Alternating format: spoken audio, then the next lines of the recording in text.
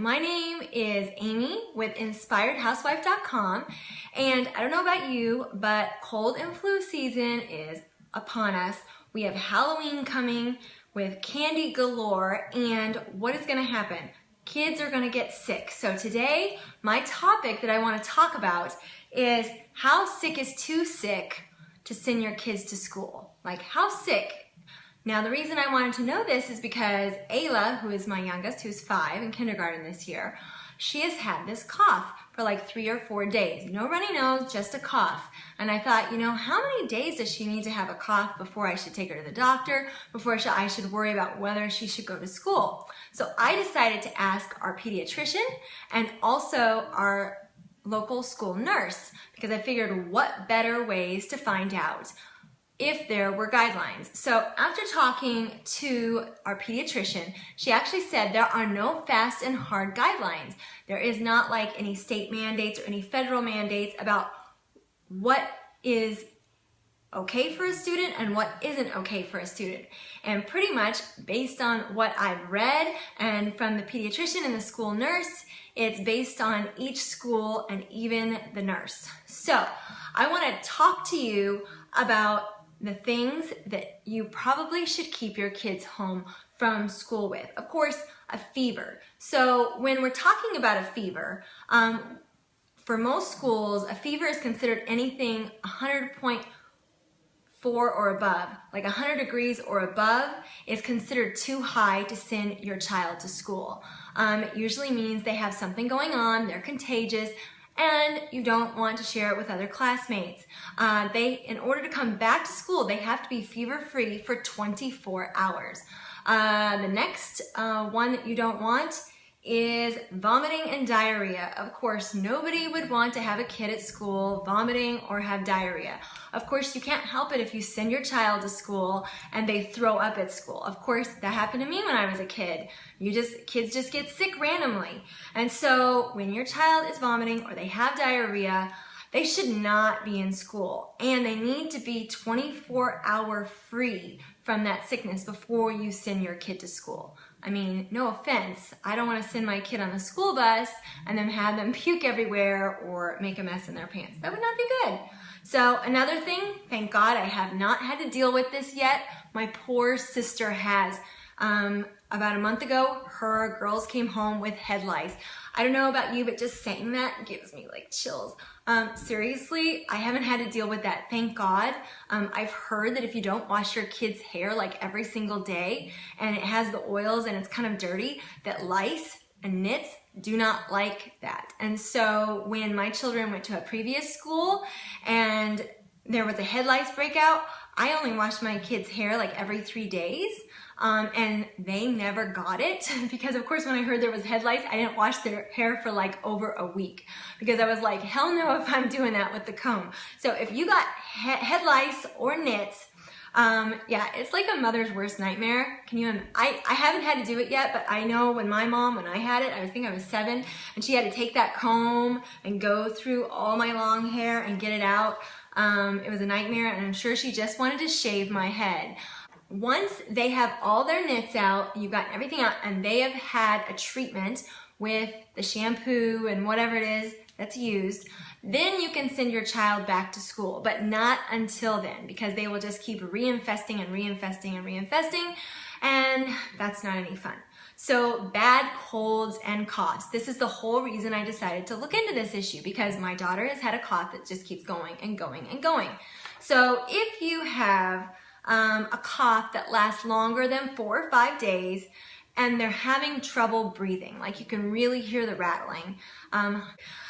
If it lasts 4 to 5 days, there is trouble with breathing, then you probably should keep your kid home. Number one, I mean, if they're just coughing and coughing and coughing, more than likely they're probably going to throw up because of coughing, and it's probably when they should go see the doctor. Now, today I called my child's nurse at her pediatrician. They told me that it sounded viral and to do an Epsom salt bath with her, to keep the breathing treatments up, and to see how she's doing tomorrow. So far it's working, but I did keep her home because she's taken a nap already. She's been hydrated, so Yes. Another one is pink eye. If your child has goop coming out of the eye or discharge, you don't want to take them to school because pink eye is very contagious. And you know kids, they're always touching their face, they're always putting their hands in the mouth, they're always touching everything. It's just how kids are. And so kids can pick up a lot of stuff. You need to have started the antibiotics, have been on it for 24 hours before your child can come to school. So these are guidelines that were given to me by our school nurse and our pediatrician. Strep throat is another one. If your child has a really sore throat and they have spots, little white spots, and your child has a fever, they can have swelling, they can have body aches and a rash, and your child must be on antibiotics for over 24 hours before returning to school. Now, however, there is some that say if you get on an antibiotic, you can actually come back after 12 hours. But honestly, if your kid has strep, I mean, come on. Unless you're a single mom or you're in a position where you just don't have anybody, then I guess after 12 hours technically. But you should wait for 24 to send them back to school with strep. The next one is a rash. If your child has a rash, but it's not really bothering them, and it's not creating any problems, then most likely you can send them to school. However, if your child has chicken pox, which there are some kids that still get chicken pox, even though there is a vaccine for it, you probably should not come to school. I mean, when I was a kid growing up, we had chicken pox parties. I remember moms getting together and we had play dates and we all got chicken pox and we all lived. But anyway, so that's another topic for another day. Sore throats and mild colds. So if you have a minor sore throat, that's probably caused by a virus or a cold and should not be a problem. Mild colds are fine to send your kid to school, and a cough because it's really not that contagious. And so your child can pretty much come to school.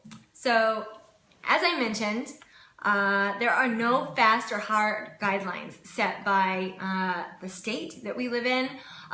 There is no hard and fast guidelines for government, like our government doesn't have any. And so what I want to know from you in the comment section is, do you have anything that you would add to this list? So to go over it again, you should not send your child if they have a fever over 100 degrees, if they're vomiting and diarrhea, if they have head lice, please don't, it makes my head itch.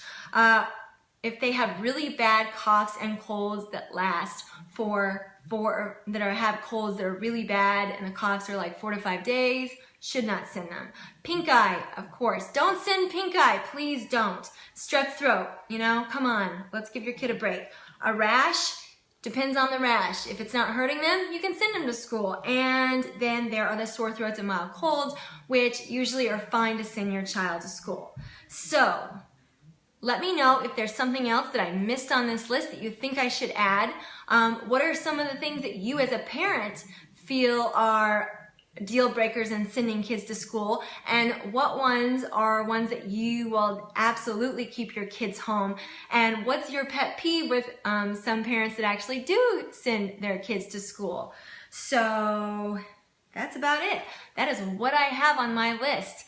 I hope that you guys are having a great day. I have a sick 5-year-old home from school. She's the reason I decided to do this live video.